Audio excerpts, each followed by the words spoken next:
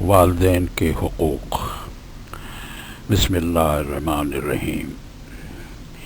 والدین کے حقوق کے بارے میں قرآن الحکیم میں کئی مقامات پر اللہ تعالیٰ کے احکام موجود ہیں۔ ان میں سے کچھ یہ ہیں، اور حقیقت یہ ہے کہ ہم نے انسان کو اپنے والدین کا حق پہچاننے کی خود تاکید کی ہے۔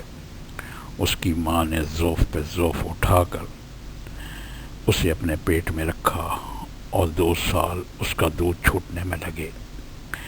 اسی لیے ہم نے اس کو نصیحت کی کہ میرا شکر کر اور اپنے والدین کا شکر بجا لا، میری ہی طرف تجھے پلٹنا ہے۔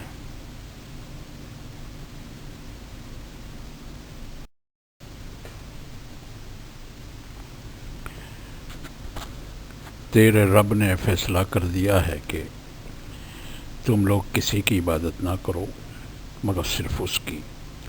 والدین کے ساتھ نیک سلوک کرو۔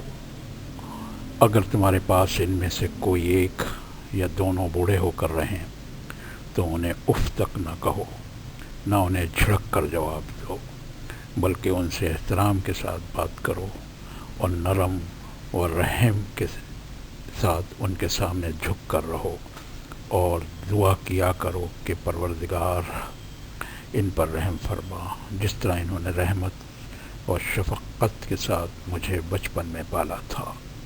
سورہ بنی اسرائیل آیت نمبر 23 سے 24۔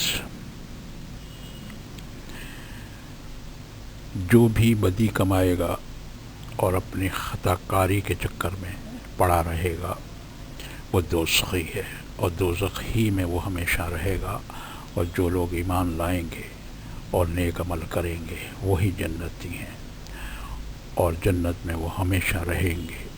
یاد کرو، اسرائیل کی اولاد سے ہم نے پختہ عہد لیا تھا کہ اللہ کے سوا کسی کی عبادت نہ کرنا، ماں باپ کے ساتھ، رشتہ داروں کے ساتھ، یتیموں اور مسکینوں کے ساتھ نیک سلوک کرنا، لوگوں سے بھلی بات کہنا، نماز قائم کرنا اور زکوٰۃ دینا، مگر تھوڑے آدمیوں کے سوا تم سب اس عہد سے پھر گئے اور اب تک پھرے ہوئے ہو۔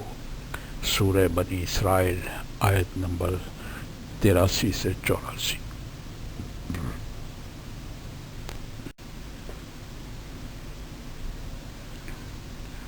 اور تم سب اللہ کی بندگی کرو، اس کے ساتھ کسی کو شریک نہ بناؤ، ماں باپ کے ساتھ نیک برتاؤ کرو، قرابت داروں اور یتیموں اور مسکینوں کے ساتھ حسن سلوک سے پیش آؤ، اور پڑوسی رشتہ دار سے، اجنبی ہمسائے سے، پہلو کے ساتھی اور مسافر سے، ان لونڈیوں غلاموں سے جو تمہارے قبضے میں ہوں، احسان کا معاملہ رکھو۔